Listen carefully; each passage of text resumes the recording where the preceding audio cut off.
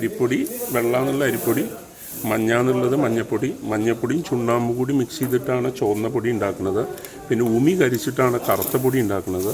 പിന്നെ ഈ പച്ചപ്പൊടി എന്നുള്ളത് മഞ്ചാടിയുടെ ഇല, അത് വെയിലിൽ ഉണക്കി പൊടിക്കുന്നതാണ്. ഈ 5 വർണ്ണങ്ങളും ഈ പഞ്ചഭൂതങ്ങളെയാണ് റെപ്രസെന്റ് ചെയ്യുന്നത്. ഈ 5 വർണ്ണങ്ങളാണ് സാധാരണയായിട്ട് കളംപാട്ടിന് ഇതന്നെ ഉപയോഗിക്കാറുള്ളൂ. 6ാമത്തെ ഒരു വർണ്ണം എന്നുള്ളതില്ല, അത് ഇതുകൊണ്ട് മിക്സ് ചെയ്തിട്ട് ചേർക്കുന്നത് മാത്രമേ. അത് നാച്ചുറൽ കളർ തന്നെയാണ്.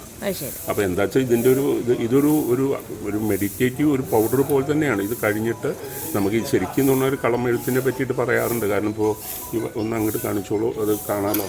ഇത്രയും ഭംഗിയായിട്ടാണ് ഉണ്ടാവുക. ഇത് കോമരം നമ്മൾ ഇത് ചെയ്തതിന് ശേഷം കളം വായിക്കുമ്പോൾ പിന്നെ അതൊരു ആഷ് കളറിലാണ് ഉണ്ടാവുക. അപ്പോൾ അതിൻ്റെ അർത്ഥം ആരും അഹങ്കരിക്കേണ്ട, ഒരു മരണം കൂടെ ഉണ്ട്. നമ്മൾ അതായത് ഇതിൻ്റെ ശരിക്കും എന്നുള്ളത് പ്രകൃതിയിൽ നിന്ന് കിട്ടുന്ന വിഭവങ്ങളെ കൊണ്ട് അത് പ്രകൃതിക്ക് തന്നെ അലിയിക്കുകയാണ്. അത് നമ്മൾ ജീവിതത്തിനെ വേറൊരു സിംബോളിസായിട്ട് ചിട്ടപ്പെടുത്തിയിരിക്കുന്ന ഒരു ആചരണ സംവിധാനമാണ് ശരിക്കും കളംപാട്ട് എന്നുള്ളത്.